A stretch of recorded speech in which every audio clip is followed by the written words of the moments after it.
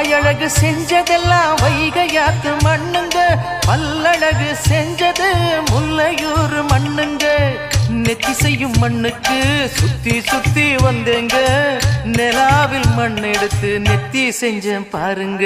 தந்தானே தந்தானே தந்தான குயிலே சாமி, தந்தானே தந்தானே என்னோட மயிலே. தஞ்சாவூர் மண்ணி எடுத்து தாமிரபரணி தண்ணிய விட்டு சேர்த்து சேர்த்து செஞ்சது இந்த பொம்மை. இது பொம்மை இல்ல பொம்மை இல்ல உண்மை.